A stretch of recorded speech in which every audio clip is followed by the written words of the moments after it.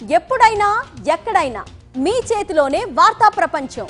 మీ మొబైల్లో, మీ కంప్యూటర్లో, మీ టీవీలో సాక్షి టీవీ డిజిటల్ ప్రసారాల కోసం లాగిన్ అవ్వండి. www.youtube.com/సాక్షి టీవీ.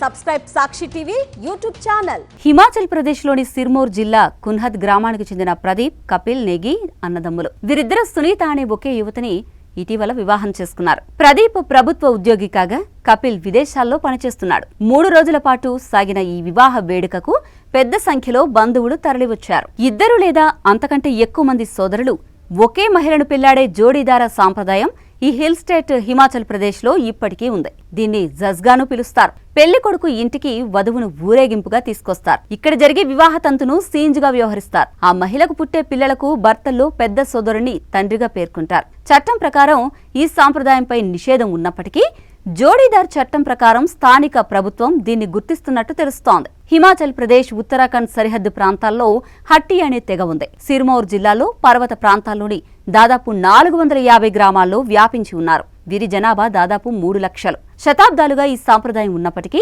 మహిళల్లో అక్షరాస్యత పెరగడం, ఆదాయ వనరులు అందుబాటులో ఉండడం వంటి చాలా కారణాలతో చాలా మంది ఈ ఆచారాలకు దూరంగా ఉంటున్నారు. కానీ అక్కడక్కడ జోడీదార సాంప్రదాయాన్ని చాటుమాటుగా అనుసరిస్తున్న ఈ ఘటనల ద్వారా అప్పుడప్పుడు వెలుగు చూస్తున్నాయి.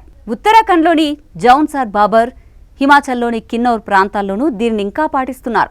కేవలం బదానా గ్రామంలో గత 6 ఏళ్లలో ఇటువంటి 5 వివాహాలు జరిగాయి. పూర్వీకుల భూమి మరింత విభజనకు గురికాకుండా ఉండేందుకు ఈ సాంప్రదాయం వచ్చిందని హట్టి తెగ నాయకుడైన కుందన్ సింగ్ శాస్త్రి చెప్పారు. 1000 ఏళ్ల కిందటే ఈ పద్ధతి మొదలైందని, ఇటువంటి పెళ్లిళ్ల ద్వారా ఉమ్మడి కుటుంబంలో సోదరభావం, పరస్పర అవగాహన పెంపొందుతుందని అన్నారు. పెద్ద కుటుంబం ఉండడం వల్ల గిరిజన సమాజంలో ఎక్కువ సేఫ్టీ ఉంటుందనే భావన కూడా ఈ ఆచారానికి కారణమని చెప్పారు.